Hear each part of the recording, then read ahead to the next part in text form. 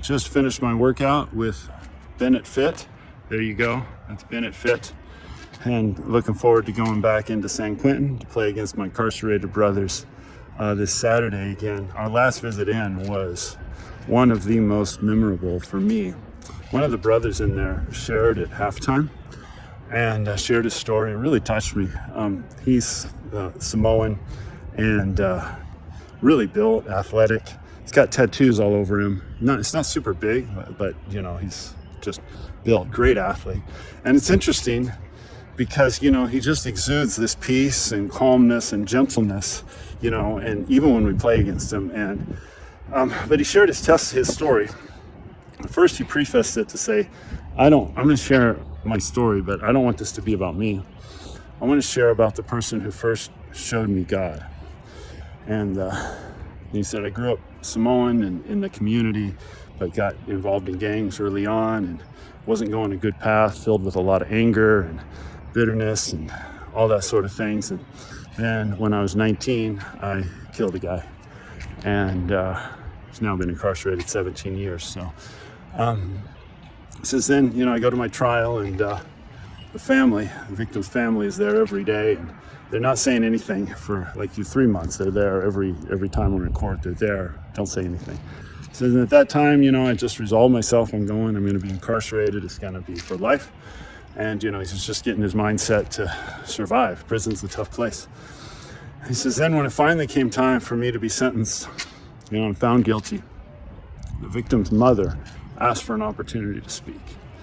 She says, yes, the judge, she can, address him.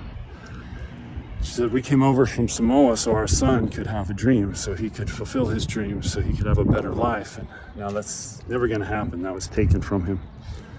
And, but she said, we're not bitter against you. In fact, we forgive you because that's what Jesus tells us to do. These are his words. So we forgive you. Then she looked him in the eyes and gave him this exhortation. Here's what I want you to do. I want you to go into prison. I want you to work hard to turn your life around. I want you to make yourself better. And that I want you to get out of there and come back to this community and take care of your family and make the community better. She was basically telling him to do what their son would never be able to do for them. So that just rocked his world. Then she went further. She looked to the judge. She said, Judge, we don't hold this against this young man. We want you to show mercy. So she pleaded with mercy, and she said, here she is. I didn't show any mercy to her son. I was just angry and bitter and violent. And she's showing mercy to me. He says, I saw God. Those were his words. And, you know, the law's the law, so I think he said 90 to life. So he's in for a while. He's been in for 17 years. We'll see it. I mean, he'll be up for parole maybe at 25 years. I don't know any of that. But I imagine he'll be up for parole eventually. And his goal is to go back to the community and tell her, listen, I did what you told me to do. I fulfilled it. He says that's his goal. He says since then he saw God and he's been living for God. And, you know, I have my ups and downs, but that's my goal.